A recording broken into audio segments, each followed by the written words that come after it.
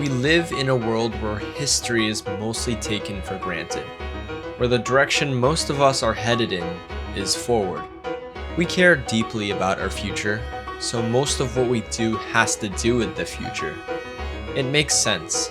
The future is the only part of our lives we can change now. But if we take a step back and look in the other direction, you will find that our lives today wouldn't be possible without the innovators of the past. The video you are about to watch is a celebration of the past.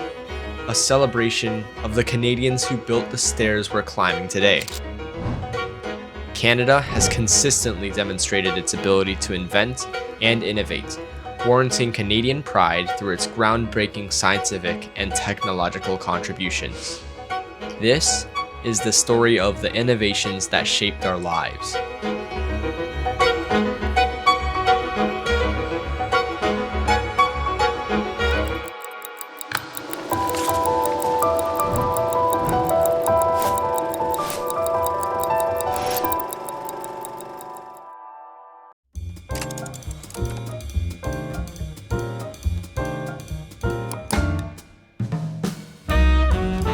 The 1920s and 30s can only be described as a wild time to be alive.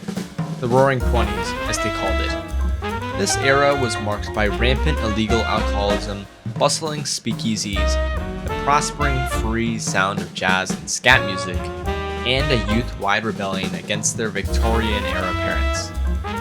And with all this flagrantly unrestrained expression and rebellion also came a wave of historically significant scientific breakthroughs led by Canadian scientists.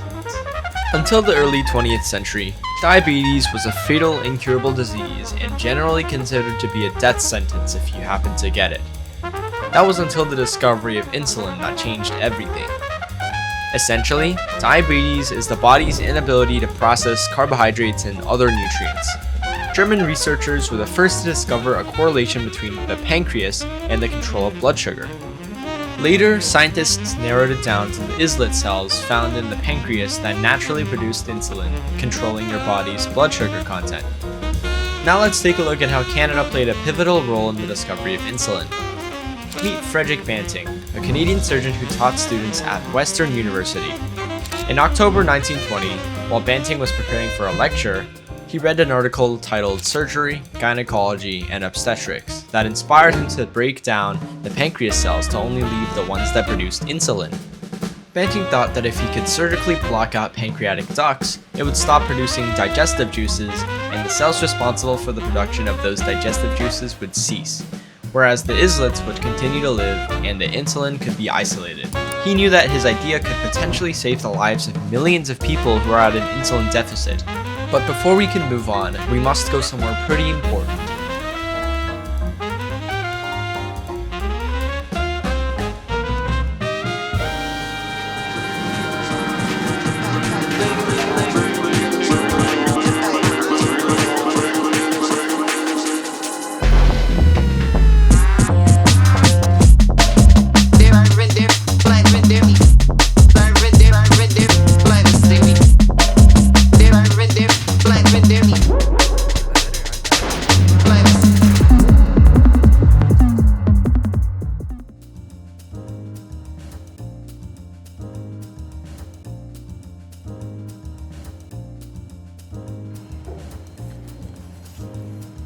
Okay, so Banting took his idea to the University of Toronto, where I am right now, and he approached John McLeod. Now, McLeod was originally skeptical of Banting due to his credibility of being a surgeon and not a scientist, and the fact that he had researchers previously attempt to create a cure for diabetes. Though this city and this campus have received some major changes over the past 100 years after the public release of insulin, the impacts and breakthroughs can still be felt right here today. Okay, so on May 17th, 1921, McLeod gave Banting a research student by the name of Charles Best and a lab. It's here where they tested how to remove a dog's pancreas via different methods to hopefully extract insulin. And on November 10th, 1921, the group finally treated the dog successfully with their insulin extract for 70 days. Okay, so the dog unfortunately died when Banting and Best ran out of their insulin extract. The group later found out that cattle pancreases from calf fetuses also had the same effect, which greatly sped up research time because they could be found easily at slaughterhouses. Okay, so on December 21st, 1921, James Collett, who was a biochemist, joined the team, and he played a role in purifying the pancreas tissue that contained insulin. So this key breakthrough in the extraction process was through creating a precipitate through alcohol, which helped to remove impurities.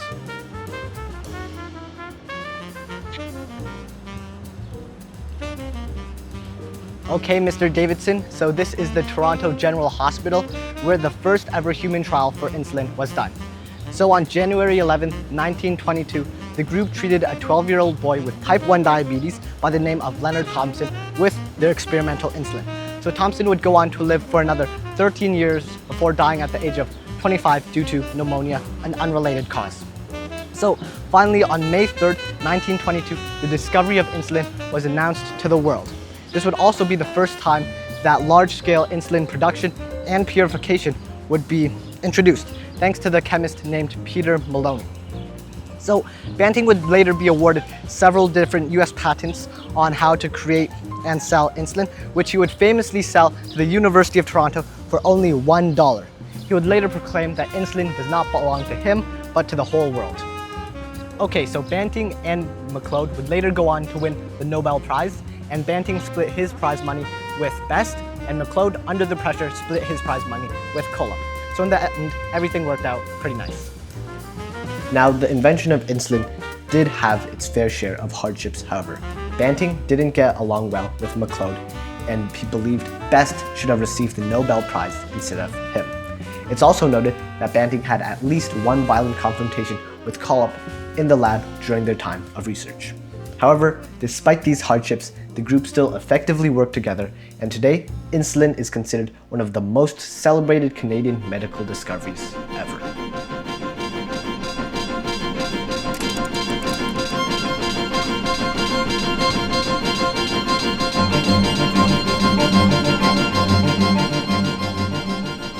In stark contrast of the Roaring '20s with its booze galore, jazz explosion, and youthful rebellion, the following decade proved to be much more troublesome. Often referred to as the Dirty 30s, the Great Depression was a period of significant global economic shock, with Canada bearing the worst of its effects.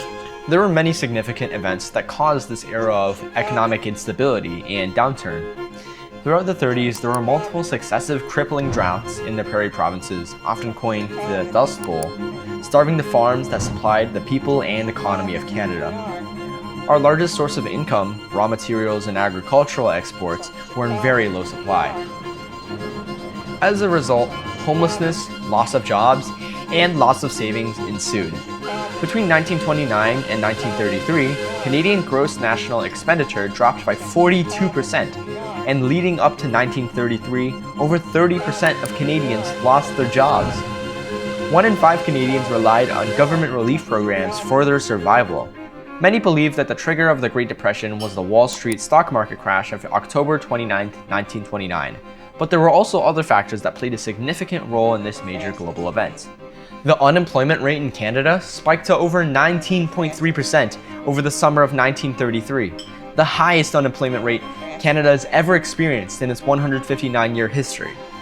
For reference, the worst unemployment rate in recent years during the peak of the 2020 COVID-19 pandemic was only a maximum of 14.2%. The rampant unemployment and massive economic disaster led Canada to making some pretty controversial efforts in trying to relieve Canadians from the effect of the Depression. During this time, the federal government created unemployment camps and relief camps, which were designed to house and employ thousands of single unemployed men.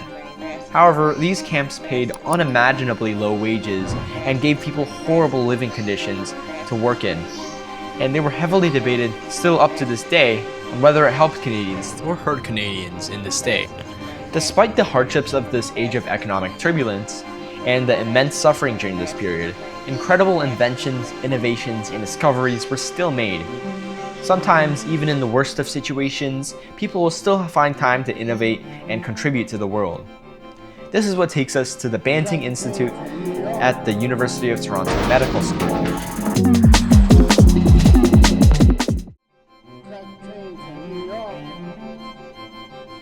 Let me introduce to you Canadians James Hiller and his fellow student Albert Priebus.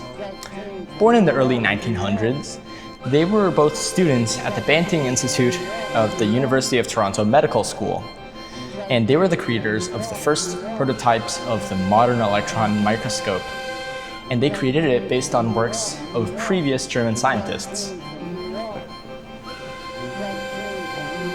Hiller and Priebus's goals with developing the electron microscope was to be able to observe microorganisms and blood cells and analyze them at a scale we've never before seen as a species. With this talented team of scientists and engineers, they were able to create from scratch one of the first functional electron microscopes while the world was in a Great Depression. This particular microscope established Canada as a source of expertise in electron optics all around the world.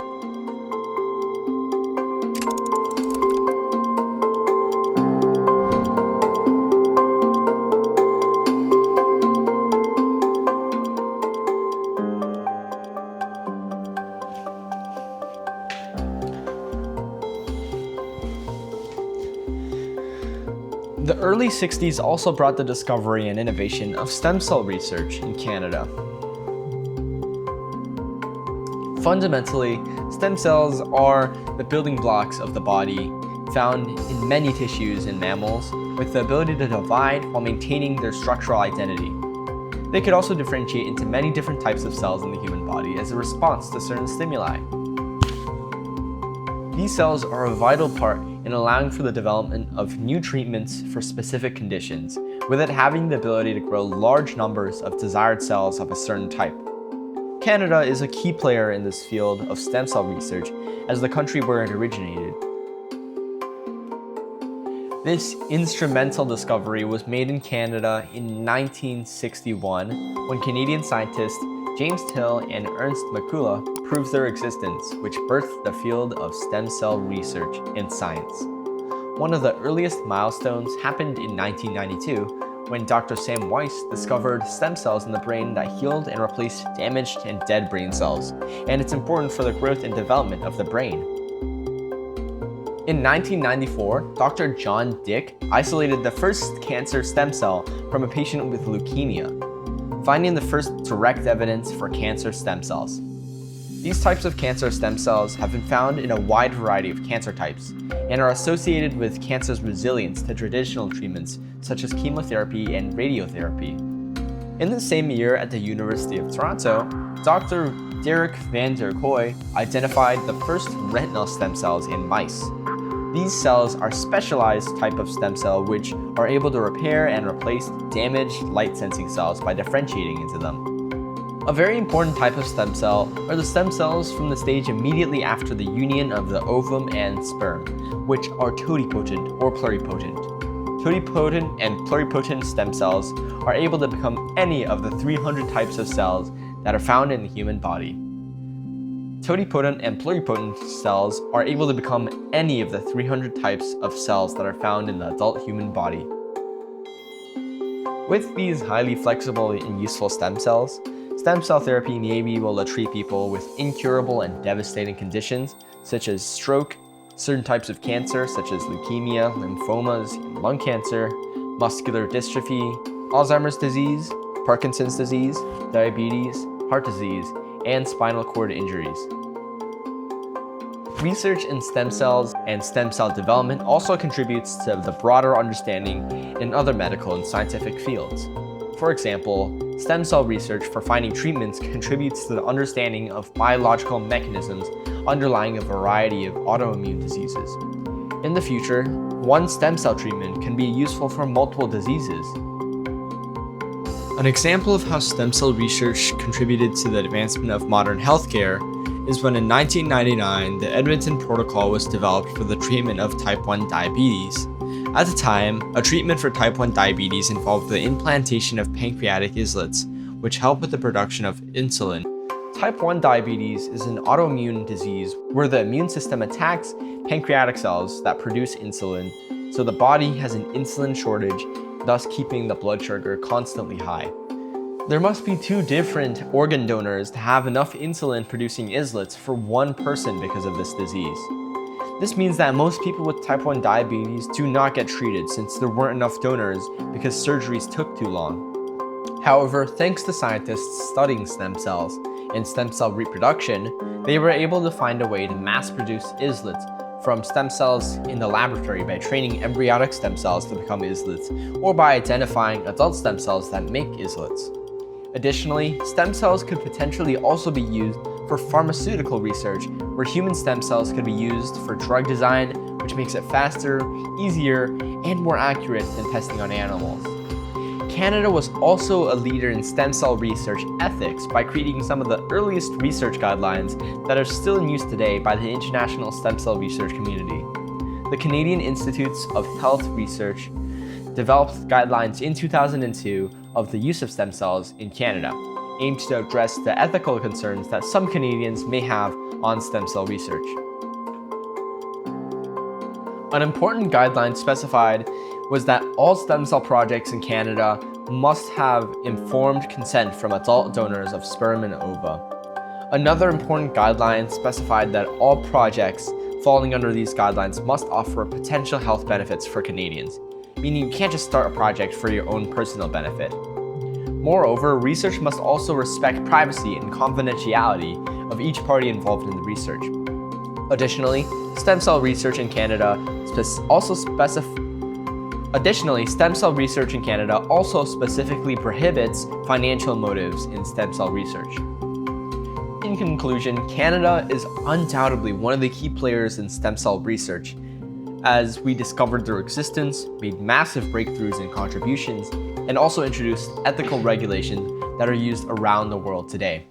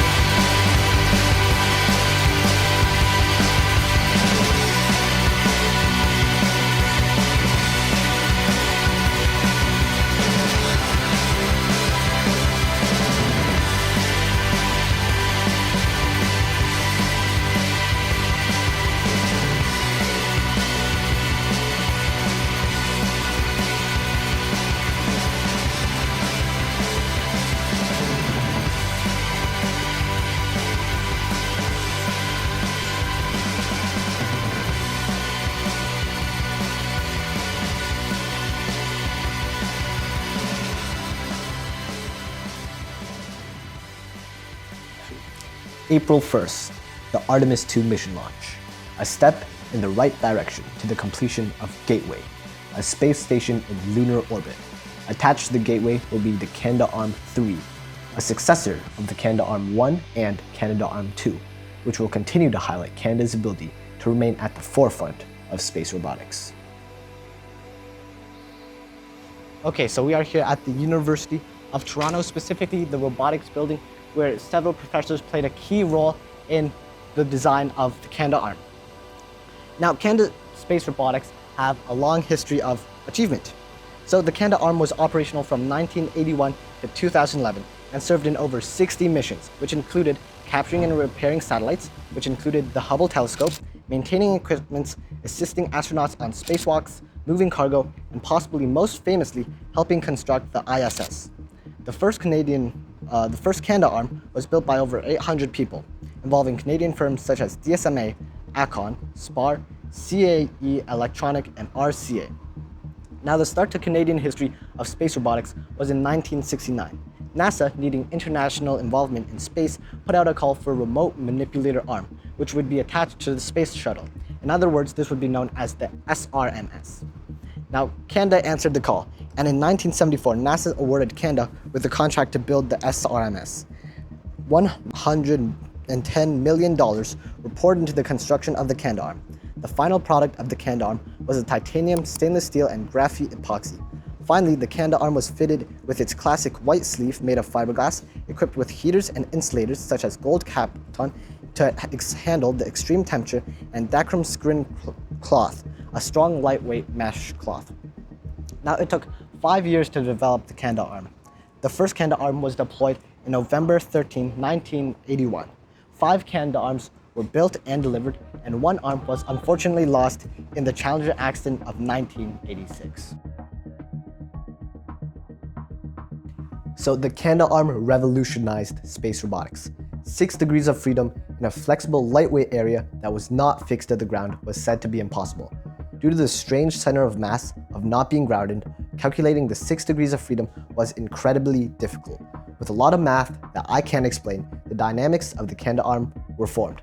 The Canada arm has 6 joints, 2 at the shoulder, 1 at the elbow, and 3 at the wrist, which is the minimum possible configuration for a 6 degree of freedom arm. It was effectively a better human arm. Together, we created something amazing that was way ahead of its time. Something that had never been done before, and that was unique in every sense. University of Toronto professor Emeritus Andrew Goldenberg, a pioneer in space robotics who worked for SPAR from 1975 to 1981. The Canada arm was designed with multiple fail-safes so that it would pose no harm to the astronauts or the shuttle. The Canada arm could be jettisoned from the shuttle if it failed to retract, and it could be towed by astronauts into the stow position. Other failure situations were of course prepared for, however scenarios such as these never happened to the great Canada arm. Okay, so the Canada Arm 2 improved on the excellence of the Canada Arm 1 attached to the ISS were 7 degrees of freedom, 1 more than the previous. Cameras located on the wrist and the elbow were the eyes, and there were 5 onboard computers that helped operate the arm. The Canada Arm 2 is currently permanently stationed on the ISS. Currently, Canada Arm 3 is in development, a next-generation robotic arm that will be situated on Gateway, and is Canada's contribution to NASA's new lunar missions. Canada Arm 3 will receive almost $100 million in funding and will be forecasted to create 1,000 well-paying jobs in the next 10 years. It will be operated and controlled solely by Canadians. For Canada's contributions to space innovation, NASA has given 2 CSA astronauts flights to the moon.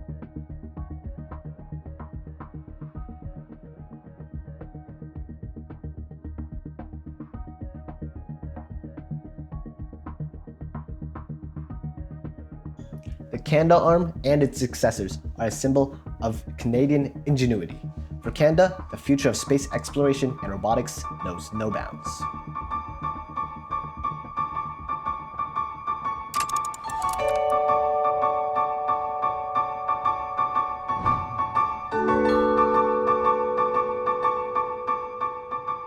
So this leads us to one of humanity's most recently popularized invention, an invention that has disrupted the world in many ways that we've never seen before in our lifetimes, and that's AI.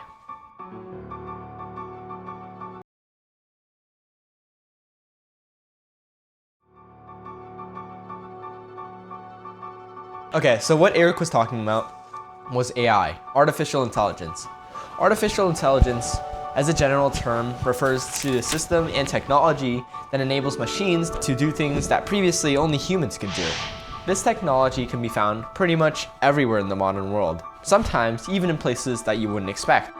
Most people know about the big AI companies, the ones like OpenAI, Anthropic, and Microsoft, the companies that created the AI chatbots like ChatGPT and Claude. But AI is used more than just an occasional writing tool. AI is quietly taking over industries such as healthcare, transport and logistics, finance and banking, retail and e-commerce, manufacturing, and education. It's being used to create personalized medicine, autonomous vehicles, route optimization, fraud detection and prevention, and also as a studying tool at school. Surprisingly, many of the roots of modern AI lie in Canada. To understand Canada's history with AI and the Canadians involved in the development of AI, we must go to the University of Toronto.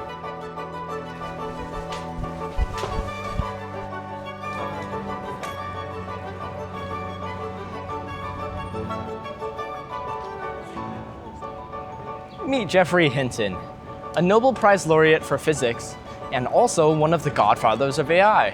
having created the backings that led to the modern AI systems we have today that we know and use. Many people don't know this, but Canada was an early adopter of research about AI systems, technology, and neural networks. Back in the early 2000s, Canada was the only place that aspiring researchers could secure research funding for this then unpopular field. In most other countries, research funding for neural networks and AI was much harder to get.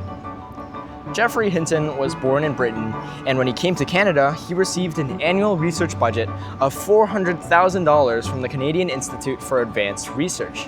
With this money, Hinton improved his lab in the University of Toronto from a typical lab into a hub for researchers who were interested in neural networks. All the way across Canada, in Edmonton, University of Alberta student Richard Sutton was developing his ideas around reinforcement learning as a method of training AI models.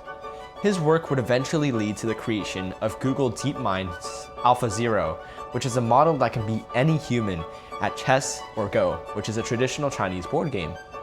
In Montreal, University of Montreal professor Yoshua Benego, who moved to Canada from France as a child, was also developing and exploring AI technologies.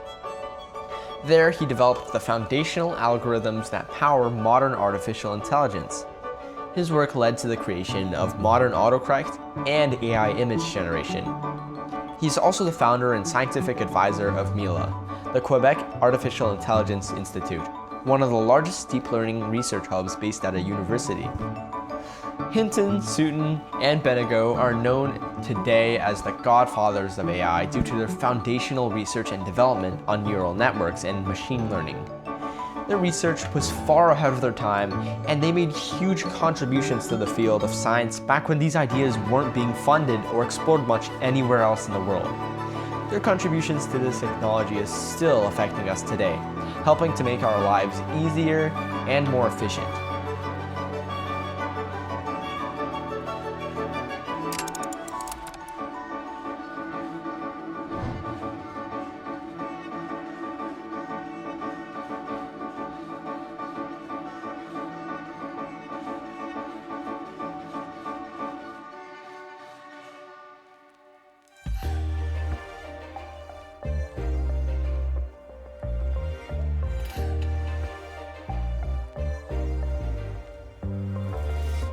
Over the years, Canada's technological and scientific breakthroughs are undeniable.